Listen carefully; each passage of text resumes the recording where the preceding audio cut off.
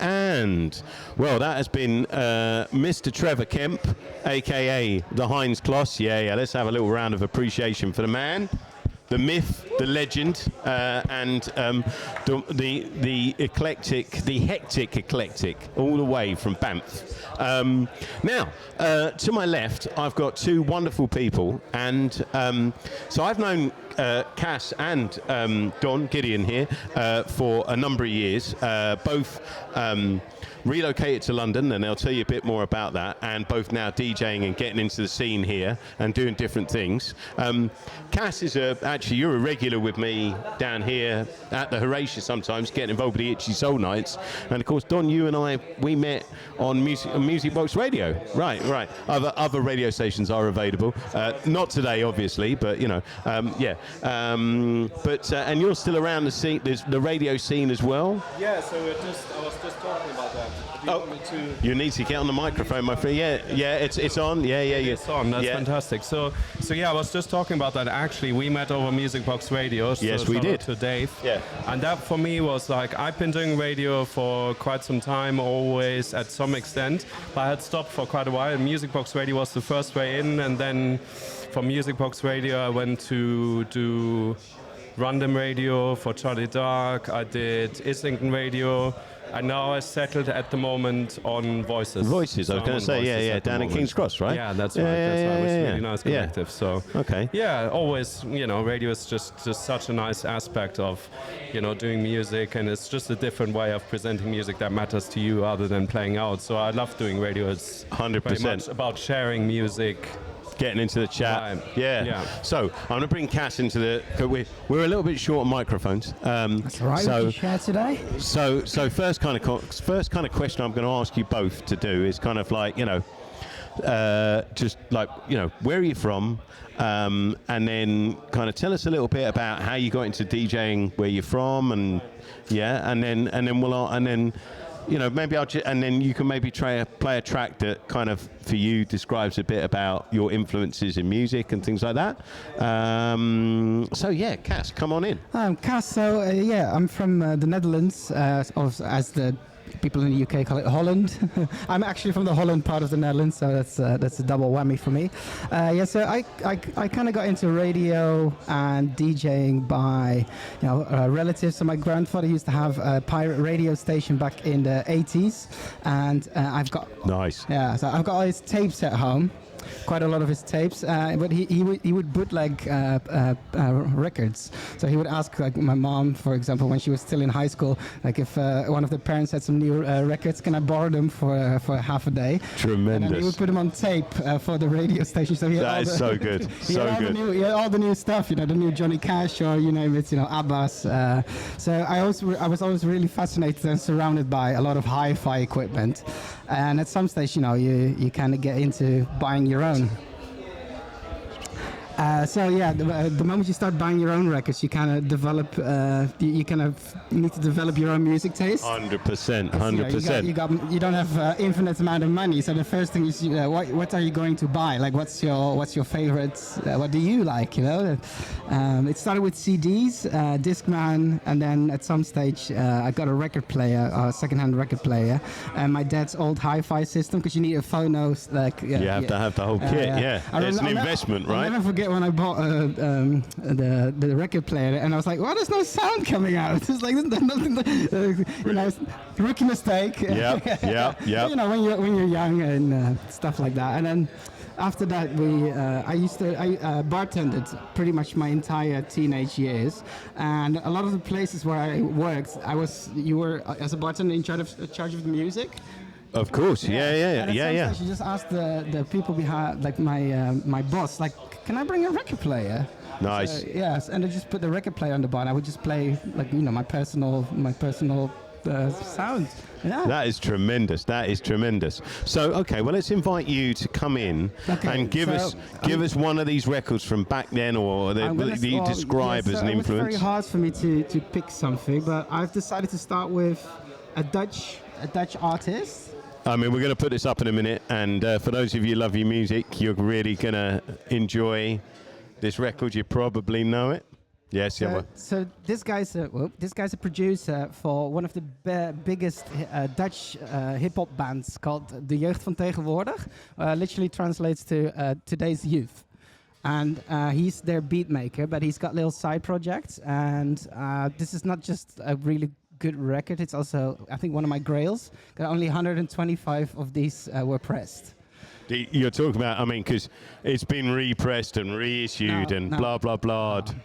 This one? This one, definitely now. Okay. This is the OG. Okay. This is the OG. All right, man. We're getting excited now. Here we go. Because, I mean, I own a copy of this track, but not this version, I guess. Okay, here we go.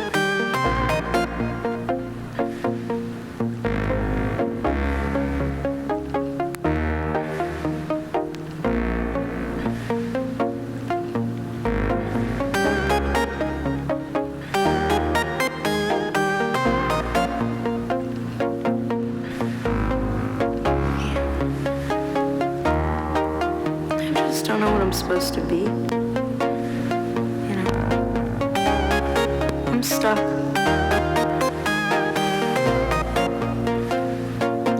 crazier.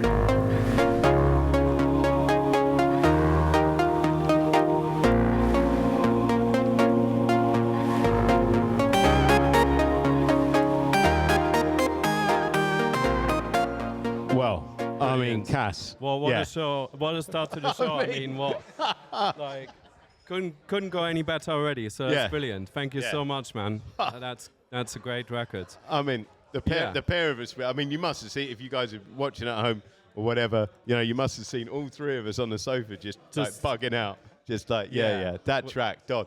Come on. Fantastic. So my background is, I'm originally from Germany. Before I moved to London, I actually had been to London multiple times, and how that came about was musical upbringing. I was playing the violoncello from 6 to 16. No Oh, joke. nice.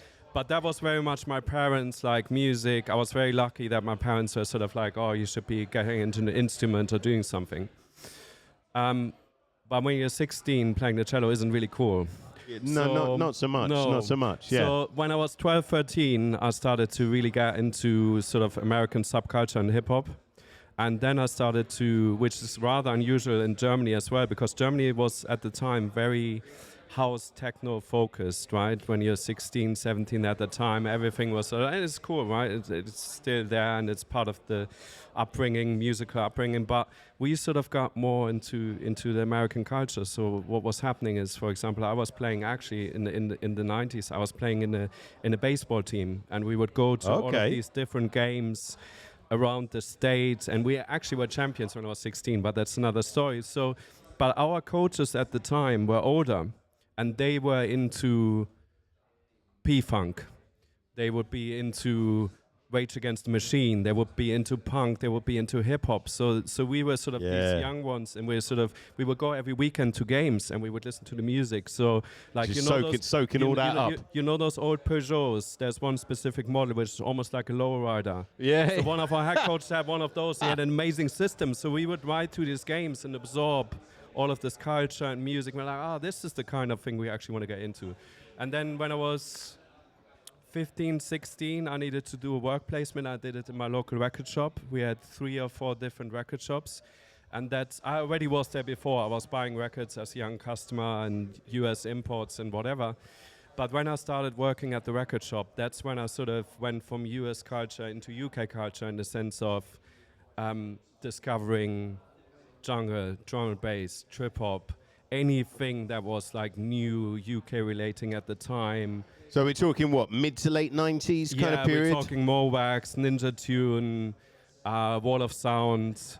At the same time, which came up earlier on with when we were talking with Trevor. Right. But do carry on. Yeah.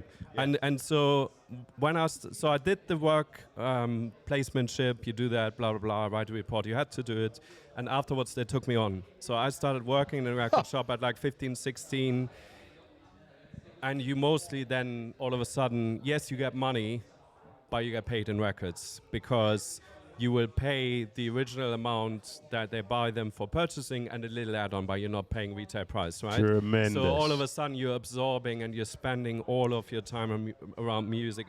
In my opinion, the best job in the world close to DJing is working in a record shop, because all you do is you open the shop, you drink coffee, you decide what you want to put on, you find new stuff, you introduce new people. For sharing music is one of the most rewarding jobs you can have. It's just perfect. So I started doing that, and 15, 16, that's when I started to hang with the DJs. And that's when I started to all of a sudden be like, oh, okay, so what? And that's when I discovered jungle drum and bass. So at that time, again, coming back to Germany in like the mid to late 90s, everything was very house, techno, electro, rave. And all of a sudden you had like happy hardcore pop up in another room, or jungle, and it started to become a thing. So I never was in sort of the traditional culture from that perspective, so I sort of got more into jungle drum and bass and started DJing that, and coming to London to go to Black Market, go to Movement.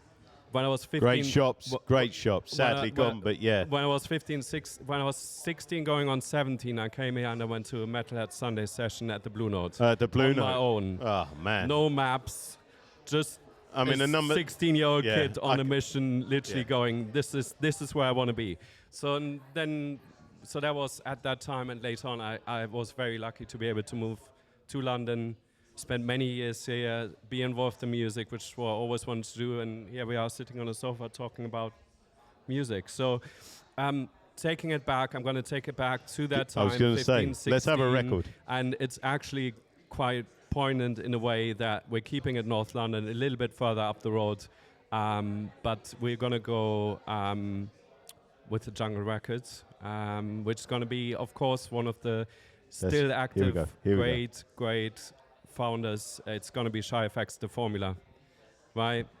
Had the label Ebony Records out of Tottenham. You can look at that at the back print of the album. It has the actual address, pre-social media days, just straight up Shy FX in his early days. Brilliant record in my opinion. So that's sort of my beginnings of the London crossover. Here's a little story for you. Yeah. Right? Just as if you put your record, Yeah. get it out and get it lined up, and I'll just tell you. Go for it. So I worked in social housing for many years in North London, right? And I used to be his family's housing manager. So so I used to look after his flat, and So real cool guy. Like lovely family. Yeah. I mean, they're not in a, clearly they've moved on and everything now, as have I. But yeah. Yep. Yeah. Down the end of Phillip Lane. Yeah. So I'm gonna, given that we had that intro, which was a great track, I'm gonna keep it in a similar vibe. I was gonna go a little bit harder, but I was like, no, this is a great vibe. So thank you for setting the vibe as well. This is what I like. So what you guys need to know is these guys kind of know each other, but they don't know each other well. I kind of slammed them together and said we're going to do this little session. Here we go. With the right tempo, are we in?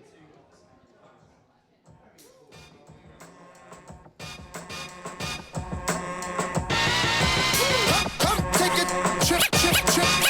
Come take it, trip. Far beyond space, so niggas save your place.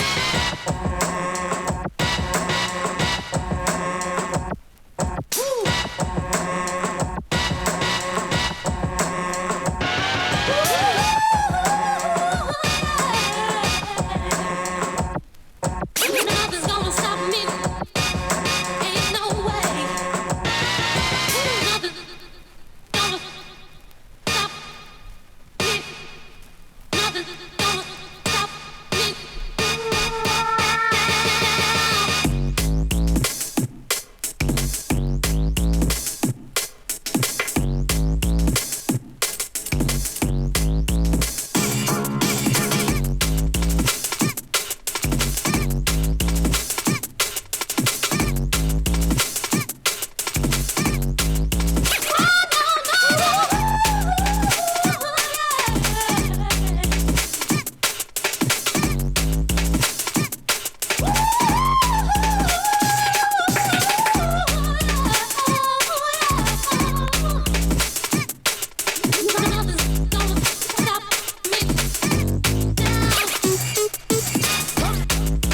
Take it, trip on my cosmic boogie flick. Far beyond space, so niggas save your place.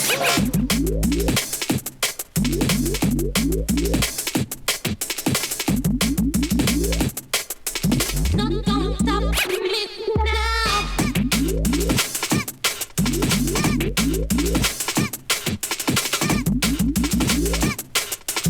Far beyond space.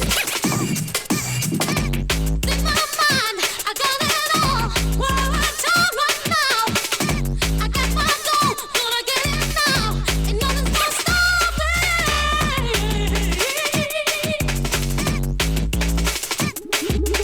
Nothing's gonna stop me now.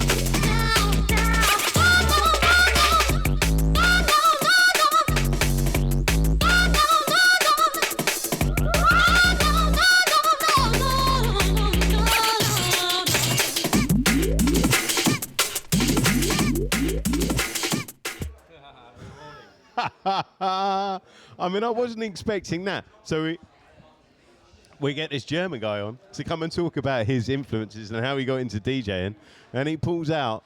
We're in North London. We're on Holloway Road, if you guys don't know, in the Horatia pub here. So we're probably in Arsenal territory. We're not probably in Arsenal territory. We are in Arsenal territory down here. And here we are pulling out a Tottenham classic. So, and I suppose you've already given us a lovely kind of segue into, right, you know, how'd you come to move to the UK, right?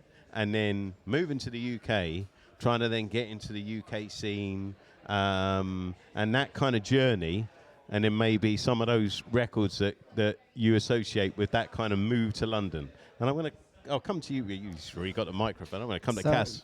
For me, it was the most difficult part for me was not even finding places to play, because when I moved back here 6-7 years ago, what I would do, because I really miss playing. I came here during lockdown, so I had a bit of time to, to investigate and to see what's around. And my first flat was in Mile End.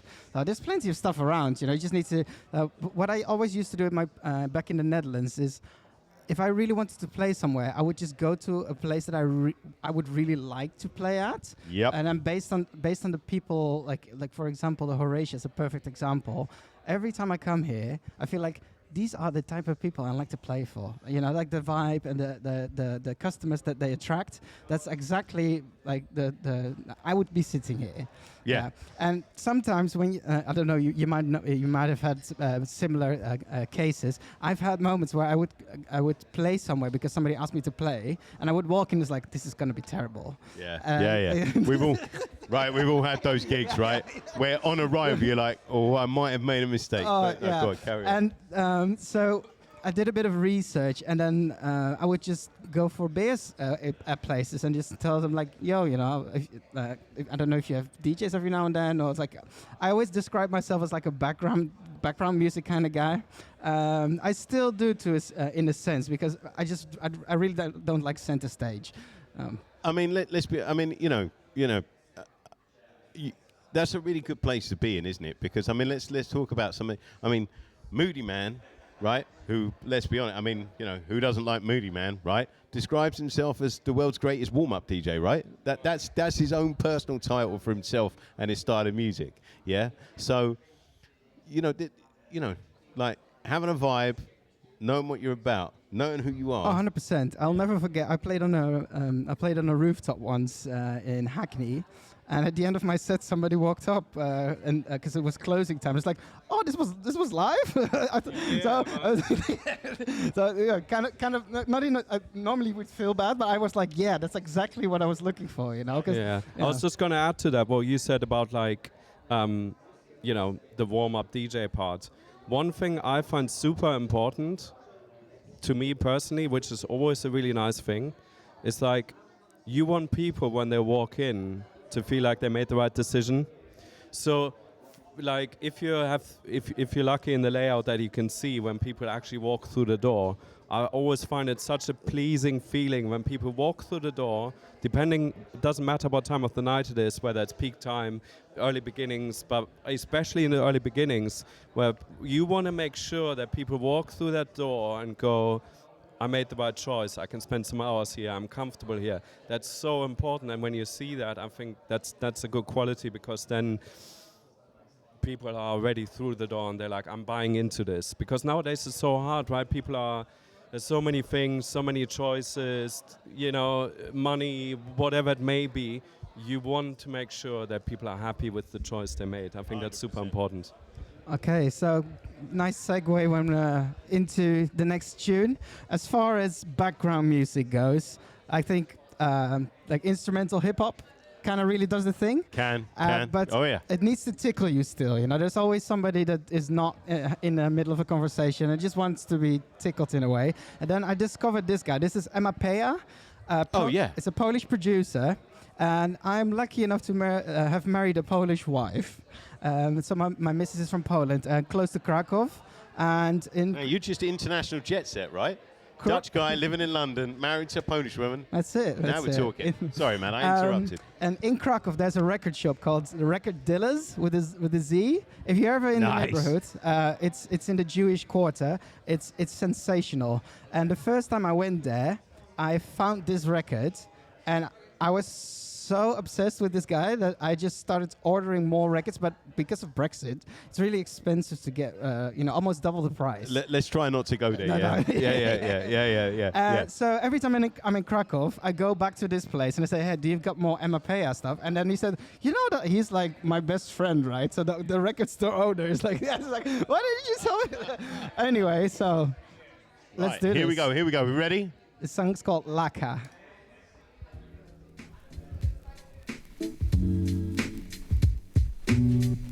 Transient Radio.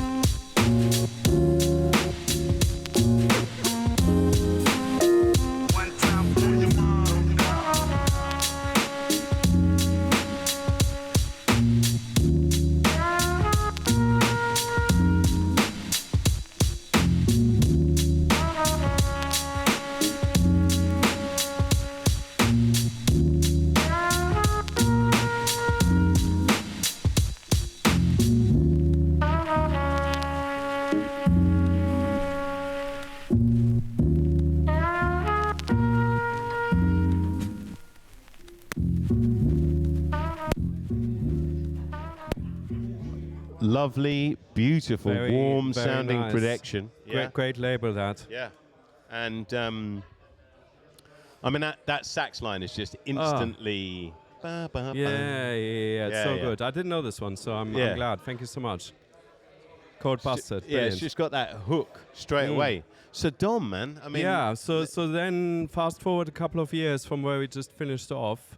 I was still living in Germany. I was still doing my music thing, whatever. And a friend of mine called me out of nowhere and he said, "Have you not finished your studies? What are you doing?" I hadn't heard from him for 2 years. So two of my best friends actually moved to London to study here, and he was one of them. And he went, "I've got this job. It's a German speaker job. It's maternity cover. Do you have time?" So I went over here. Nice. This is funny. I was running out of money at the time. I couldn't tell my parents. I got my last money to get on a bus to come to London in the one suit I had, which was a crinkle suit. I had the interview. I pretended to know... A what now? A cricket suit? No, like a crinkle, very crinkle. I need to like steam that. Like I was... Anyway, so I got the job, did that for like half a year, and then I just stayed and found other stuff to do. And So how long ago was that? 23 years. 23 years, my man. Yeah. So it's been a long time. And so when I came over, so coming back from the music thing, when I was in Germany, I was very much jungle drum and bass, the whole thing, the whole culture, all of it. We, as I said, we go to Black Market, we go to all the waves, we go to the end, we go to Movement at Baramba, we go to what a night, Bagley's, man. we do so I was really into all of it. But then when I moved, which was 2002, 2003, Yep.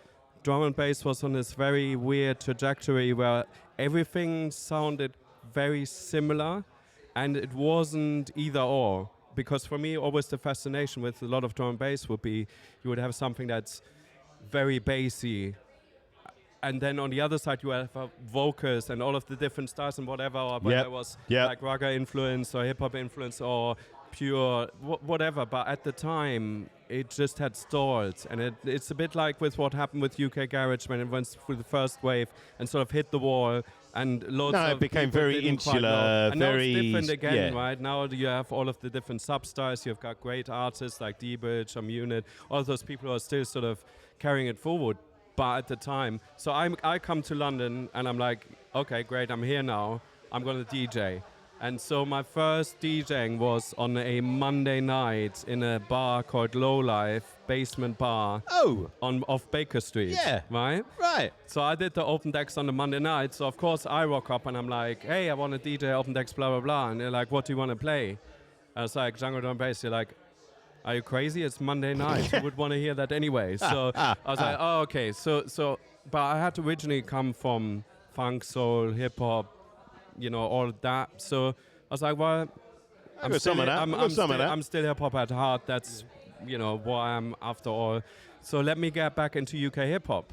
And at the time, for a couple of years, there was really a lot of stuff coming out. Oh yeah, I mean, that 20. was like Wait, Big Dada, Ninja I was going to say, Tune, yeah. Theory Records, you know, that, which, you know, it was very early stages UK hip hop. If you compare it to now, you know, now it's industry accepted. It's a whole genre and making loads of money. They, you know, there are many great artists. It was but a great at the time. It was underground. Yeah, right? and it was a great time. It was just starting to come up. I mean, you had like Skits, Maneuver. Yeah. You know, you had all of those guys. So, and I actually have a Maneuver track later, but we come to that. So this record is from that we're gonna play. It's from Comanche Sly. Oh yeah. Who was part of Hijack. So again, when I'm young. UK hip-hop was a thing already that I was known to. We called it Britcore because in Germany everything had to be hardcore. Britcore, that was like Killer Instinct, Gunshot, you know, all of those kind of bands. The Yanks picked up on that term for a little bit as well. Yeah, But so I come to London, I'm like, okay, let's get back into the hip-hop thing, fine. And I come out of Oxford Circus on a Saturday and I want to go to Soho and buy records. And I meet Comanche Sly standing on the corner at the time, having no record deal whatsoever. Nice. And he's just like, oh yeah, I'm here with like a massive boombox, completely over the top, just in the middle of Oxford Street. And I bought this record of him. So it's a Comanche Sly record, formerly a Hijack, and you can hear it in the lyrics and the stuff. He's kind of, I think, trying to sort of find where he's going. It's obviously still about. And that was just one of those moments where I was like, okay, I've arrived. But it was very underground at the time, not the UK hip hop that. It's now. I mean, Hijack. A lot of people reference Hijack. I don't know if you saw the Shadow interview in the Guardian, Q&A interview thing in the Guardian this week. I think it was. Right. And I'm fairly certain that when he was asked about like UK hip hop, he referenced Hijack. So there's a lot of people. He was like, yeah. You know, that's who I used to listen out for. A lot of people used to. I mean, they had a crazy sound, right? Yeah. So let's go for it, So man. we're listening to Comanche Sly, Lambs to the Slaughter, Crushing Toys. Hey!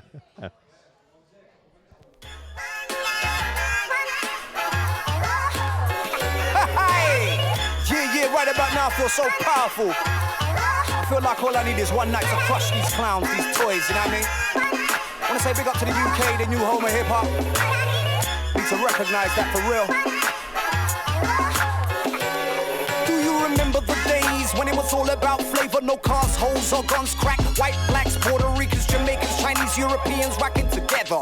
B-boys and fly girls doing their thing so clever. Graffiti writers, bombing, going all city, tearing it up. Where was the bling then? You sold your soul to the devil when the money came into the game. They all sound the same, rap about the same thing. Everybody's looking for catch flows. Why is it all about money? What happened to the parties and educating somebody? All you spit is murder, murder, kill, kill. What is the deal, son? You got a family player, say something real, son. You're getting played 20,000 times a day. You're getting paid and hang with day. Your whole persona's kinda and we ain't having it no more. See, holler at the boys, crushing the toys, perpetrators avoid. I need just one night.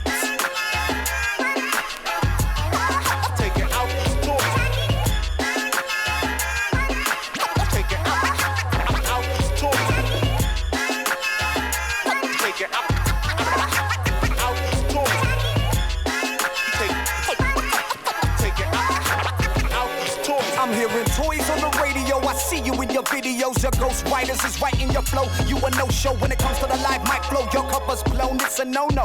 Masquerading as a rhyme star. When I'm the true rhyme writer, producer, get looser the most. Top choice, golden balls, or quick delivery blows. Look into my iris, no fraudster, no gimmicks, tricks. Just a flick of my wrist and my DJ spins another classic. I'm in the zone now, you hear me, you feel me, you see me, you saw me. You know what I can do when I put my mind to it. I'm fluid, fly for it, cruise and bruise your ego. Without the help of hired hoes, shaking it, some videos. Too many hypocrites with manuscripts looking for dollars. I'm scouting the streets of London looking for spit scholars. Holler at your boy, crushing the toys, perpetrators avoid. I need just one night. Take it out the toys. Man, lovely story, lovely great record, man. Really cool record. Oh, man, yeah, lovely, lovely. And I just love the idea of you coming out the tube and being like, oh, yeah, I'll buy that record. Yeah, right?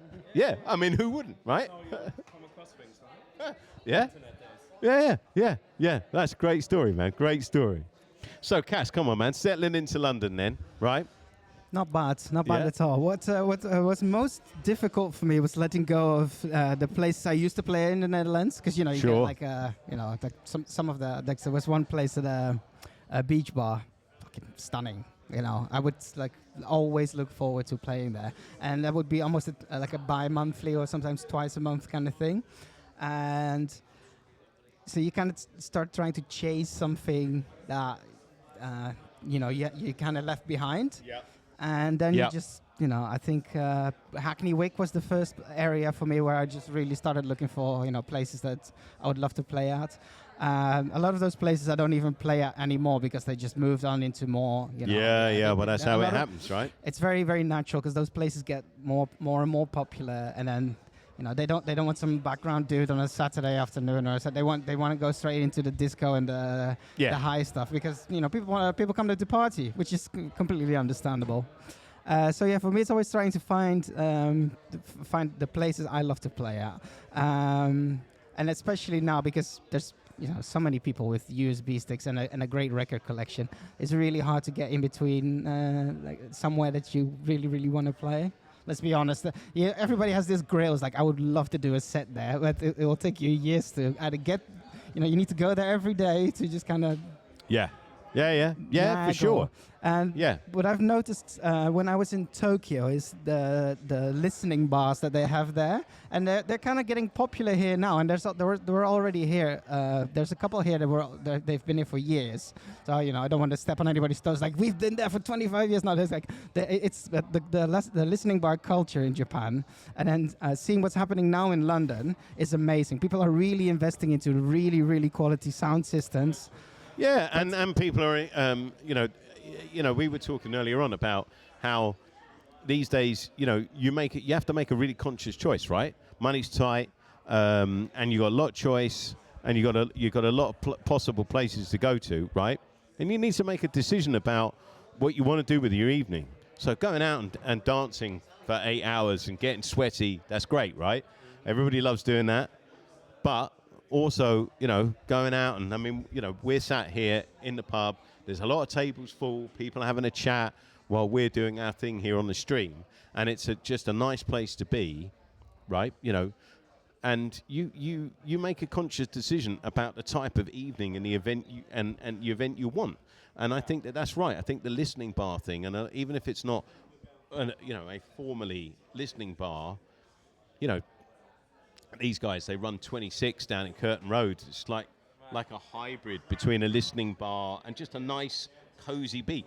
Play much more like that kind of small kind of, I associate with like Amsterdam, those small one-room bars, cozy, and that kind of feeling. So what have you got for us that gives us that this is a bit of a crate digger's delight. This is bought in Tower Records Tokyo. The Tower Records. Nice. Yeah.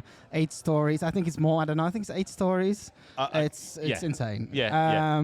It's Onra. So again, really, really worldwide. So this is a French guy that plays Vietnamese. Like he mixes Vietnamese and Chinese like old spy movies on VHS, and he turns the sound into like. I just know this is going to be good, right? Hip-hop beats. Yeah, I just know this is going to be good. Yeah. Slightly underprepared all of a sudden. This is incredible. Yeah. It's especially. I play this at the start of a lot of shows, mostly because a couple beers in. All of his his song titles are in English, right. But that's pretty much it. Okay. So A, B, C, and D, like on the record, it's really hard to find unless you speak, you know how to read Vietnamese or Chinese. Nice. Okay, here we go. The song is called "Like the Seasons."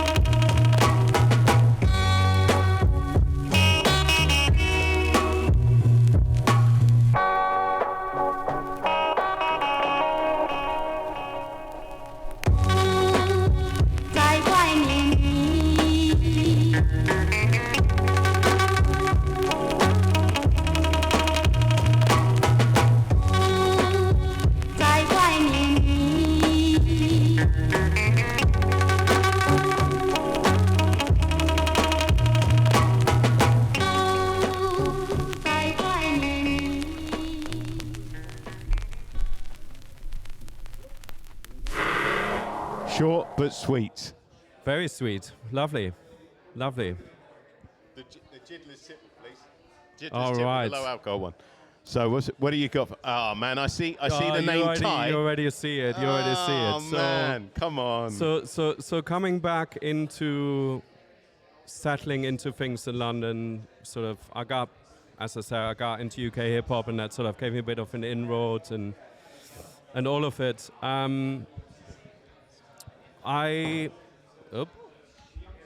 Records are flying. That's how it's supposed to be, or not. We got them. We're all safe.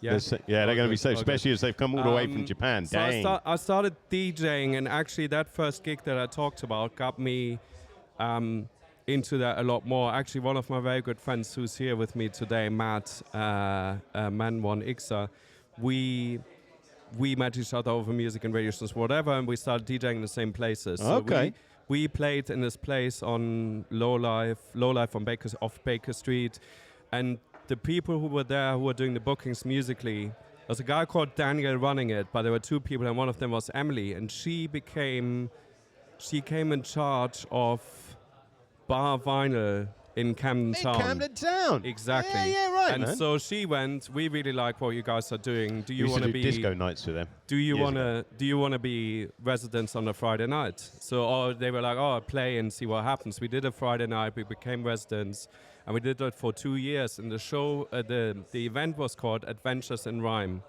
So it was me, Oh, yeah. my friend Matt, Mr. Man One, who's here, somewhere around the corner here. Can't see him quite. And we also had one other person joining us, this guy called Daisu.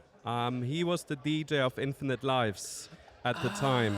So then that also opened up the whole Big Dada Ninja Tune thing a bit further. We became great friends. So it was the three of us doing Adventures in Rhyme. And it just became, like the title said, anything goes. We're sort of Friday night in Camden, regular thing, party vibes, but at the same time, UK hip-hop kind of happening. 100%. I had a really good time. We did that for 2 to 3 years. After that, I actually started promoting. We had the three of us did a night together called Open Source, which was a lot of more instrumental, experimental electronica. So we would have Infinite Lives there, Daisu, but then we bring in different acts, and it was a bit ahead of its time. It was quite out there type of stuff at the time. Would probably work now in the East, but anyway. So because Got to try these things, right? Because bar vinyl was going through change. You know what it's like with venues. You have something that's safe with the people that you're working with and the management and the bookers, and then all of a sudden it changes, and then somebody comes in and goes like, oh no, we want this kind of style, and then you're like, I guess you got your own people and we're on our way now. Yeah. So the track I'm going to play from this is, for me, one of the most underrated UK hip-hop tracks, or hip-hop tracks in general. I only need to know, because I saw as you pulled it out, obviously, right? And I knew it straight away. I only need to know which version you're going to play. I'm going to play the refix. Absolutely. And I actually have two versions of this because the instrumental on this is so good. It's sadly one of the losses, Ty, who we obviously lost, RIP Ty. So I'm glad to be able to play this. One of the originals of UK hip-hop with Roots Maneuver, who at the time was at the height of everything happening. Absolutely. Like, this is the golden period, and the track is Oh You Want More, which was a track from Ty's album, but this is the refix, and that beat, and just the whole thing, it just slaps to this day. It just penetrates. Yeah, exactly that. This is such a great track, and as you say, massively underrated artist. Had so much to say, had so many good things to say. Absolutely. So and let's just have it out here. Should he have won the Mercury Prize for that album? 100%. That was probably one of the biggest robberies ever. And then he would have gone to this day. Yeah. And that was exactly that time when that album came out, and you had songs on there like. That was very much that period of time of hip hop where we were at low life, and that's the kind of stuff we wanted to play. So. Yeah, this is a great track. I'm delighted you brought it down here. Transient Radio.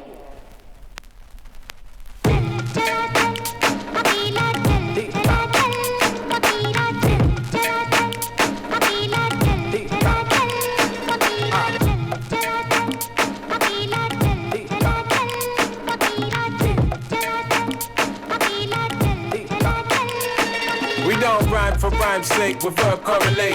Watch me as I navigate high to mind state. I hate the hate, but find myself hating. Really can't participate with the rest of those two fakings. My level hair, rebel hair. On some other gear, ever so talwa. Tough back lover, squirting out the blubber. Keeping it warm up, quiet so I stay. Ghostwriting for folks fighting to be the nicest. Black gold in the hour of chaos, I'm priceless. I guess you think the rapper's just a hollow threat. More bling, please refreeze the world that. I think I need a hammer just to break the ceiling. Caught up in this bubble like I'm daily dreaming. I may be feeling troubled like a baby screaming. Can't get no satisfaction, every day we scheming. Oh, you want more? You just wiggle your hips now. So you want more? Come girl, just give me a kiss now. Oh, you want more? Big tunes now, big hits now. So you want more? Legs, boom, we're gone with you now. Switching up the picture just a little bit. Who could it be? I'm on some Mrs. Smith. Reel it, rejig, refix now. Straight off, rubber sound, more slip now. More sweat, more death, more grief. No pork, no grits, no beef. More peace, more love, more joy. Ruby Doe's, chaps to Dax McCoy. We rock mics with hot spice, we up out. When a minute, your ha got knocked out. Hot skip your tragedy, hot skip formality. Run up with some origin reality. You used to snigger, now you're feeling the burning. Sounding stiff like your first name was Herman. T.Y., how Reggie stepping on vermin. I'm in the dance now, baby, love what's occurring. Oh, you want more? You just wiggle your hips now. So you want more? Come girl, just give me a kiss now. Oh, you want more? Big tunes now, big hits now. So you want more? Legs, boom, boom, we're going with it now. Yeah! It's a remixture thing. It's a remixture thing. What you want now? Let's go. Yeah, we're going to get some more records. We'll get. All right. What? Okay. So, yeah, I mean, firstly, an extraordinary, big tune, heavy, and from such a moment. Oh, man. Yeah. And then on the other side, you got the other version. It's got this big kind of organy hook thing, like almost like a fairground sounding organ, which is like an absolute party winner. I mean, I'm with you. The refixes, it is the one, right? But yeah. So Cass, again, I see what you pulled out there. Talk to us. So this is for me like the perfect example of things that I can play here, but in the Netherlands, not as much. So you couldn't play this in the Netherlands? Like a Dutch pub has a completely different vibe. Oh yeah. And you're there to drink. Yeah, and so most of the music, unless you're in like an Irish pub or like a themed bar, people are very specific about their music. And the thing is, I'm not going to say who's on it because everybody will recognize it straight away. It's a bit of a crowd pleaser. It's like, but this is one of the first time I played this tune in the UK. I got a bit of like people go like, "Way!" First of all, they don't do that in the Netherlands. People will just come up to you. It's like, "Can you play something else?" So they will only complain. And if they don't complain, you've been amazing. That's we're very complainy in general. Like my wife can confirm. So you. As he said, we're very brutal with the truth. Yeah. And this is one of these tunes that I am so happy now that I'm in London. I can finally play this here, and it's a bit of a crowd pleaser. So I don't think we should waste too much time on it. So if he does play another banger, I'd rather he play like a 10-minute banger because we don't have much time left, and then we can just sing it out. And I mean, ladies and gentlemen, the streets. Right. Here we go.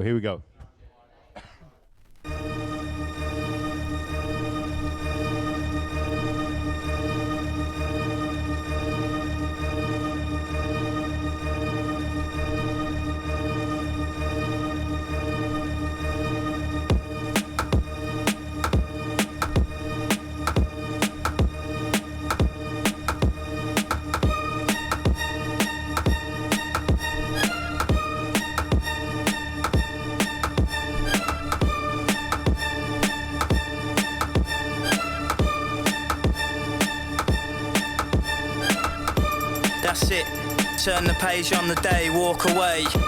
Cause there's sense in what I say. I'm 45th generation Roman, but I don't know them or care when I'm spitting. So return to your sitting position and listen, it's fitting. And I'm miles ahead and they chase me. Show your face on TV, then we'll see. You can't do half, my crew laughs at your rhubarb and custard verses. You rain down curses, but I'm waving your hearses driving by. Streets riding high with the beats in the sky. All stare, eyes glazed, garage burned down, the fire raged. For 40 days and in 40 ways.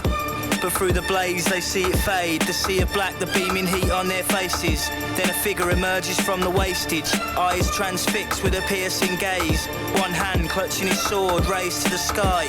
They wonder how, they wonder why. The sky turns white, it all becomes clear. They felt lifted from their fears. They shed tears in the light after 6 dark years. Young bold soldiers, the fire burns, cracks and smoulders. 5 years older and wiser. The fires are burning on fire, never tire. Slay warriors in the forests and on higher. We sing, hear the strings rising. The war's over, the bells ring. Memories fading, soldiers slain. Looks like geezers raving. The hazy fog over the bull ring. The lazy ways the birds sing. A new baby's born every day. Few men may be scorned today, but look at things the other way, cause it may well be your final day. And then the crowds roar, they slay, they all say, I produced this using only my bare wit. Give me a jungle, a garage beat, and admit defeat. Use war and past injuries, my metaphor and simile. Get all that applications into me before the deadline. Cause it's a fine line between strife for crimes and a life for crime. But you will reach the day, and it's all mine. You can take it or leave it.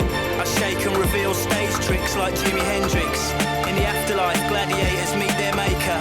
Float through the wheat fields and lakes of blue water to the next life from the fortress. Away from the knives and slaughter to their wives and daughters. Once more before the Lord judges over all of us. It's in this place you'll see me. Brace yourself, cause this goes deep. I'll show you the secrets, the sky and the birds. Actions speak louder than words. Stand by me, my apprentice. Be brave. Clench fists.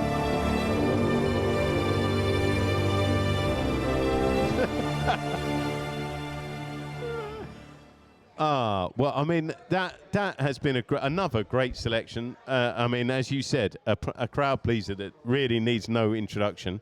Yeah, man, I'm delighted. And we were just chatting as that record was fading out. So these guys that don't really know each other. And I said to them, I've got this idea. I'm looking for a couple of people who've come to London and got into the music scene here and really engrossed themselves into it and got involved. Yeah, it's just so nice. Like as Chip Records were playing, they've been like hooking up on Instagram and talking about the kind of musical connections that they've already discovered. Totally, they've man. got. Yeah. Like the flow has been perfect. Like, awesome. You know, no, it's been cool. Without knowing. Yeah, I've really enjoyed having the two of you on the magic sofa. trick. Yeah, I really enjoyed it. Well, but also for me, so again, like. The fascinating thing is we're obviously all here now at the same point in time, but to see like a parallel story of how we get into music, I find that really fascinating, right? Because we're finding each other sitting on the same sofa at the same time, but we have very different timelines of how we got into things. But this is what brought us here. Yeah, 100%. So I think that's actually really what, cool. What really helps, I mean, we don't live that far. We didn't grow up that far apart from each other. Yeah, exactly. But you can kind of see how. Yeah. 100%. What the equivalent would be, and it's fascinating. So all of these cultural reference points eventually cross over, and that's how you connect it all. You guys make some great music on this side of the pond. So do we call it the pond? There's some great music coming out of Europe as well. Let's not Just check that we got. So listen, Don here is going to bring us right up to date with a record that he has purchased in the last couple of weeks or so. Yes, the record actually is, that's why I had to flip to make sure. It's Sean Green, The Green Room, and it's on Soul Quest Records. So I just thought, whilst I was preparing for the show and I was going through sort of my past, and as we all know, that takes time with records, and I'm finding some things, I was like, and I was listening to this, whether I should take this out today for general play. And I just got this recently. There's a friend of mine, Thomas Lesnier, a.k.a. Pegasus Music, Burning Music, and he does this record fair in Hackney. It's called Tilia Record Fair, and we've had 4 of those in the last year, and I'm lucky to play them. I do most of the times the early set. But what he does is he's got a studio there, and he brings in different private sellers and labels, like independent labels, to sell their records, and it's always been a really great combination. And record stores, so for example WSA would be there, Jai Smith would be selling records, Charlie Dark would be selling records, a good friend of mine who I play with later, Leopold, he would be there with Natural Element. Leopold's group. His new label is great, man. He's got some great tunes on it. So and then Rook Records, and just a really, really nice combination of sort of different labels and sellers, including Burning Music, which is the label of Thomas. But one of the sellers on the last one, which is just a couple of weeks ago, was Soul Quest Records. And I really liked them. I generally liked their stuff. And I was like, you guys are there, brilliant. Let me get something. And I was just listening to it literally the other day. And I was like, I was thinking like with the context of the show, what could be maybe interesting, what I'm into now, given what I talked about in the past, to sort of do a little bow around it. But yeah, Tilia Record Fair is a great event, worth going to, because it's on a Sunday typically, so everybody's been playing somewhere, so it's that time off where everybody's just let's just hang out for a bit and listen to some music and go through records, drink a coffee. It's a nice Sunday activity, of course. Well, that sounds like we should hear it. Soul Quest Records. Shout out to Max, who runs the label. It's a great one, definitely.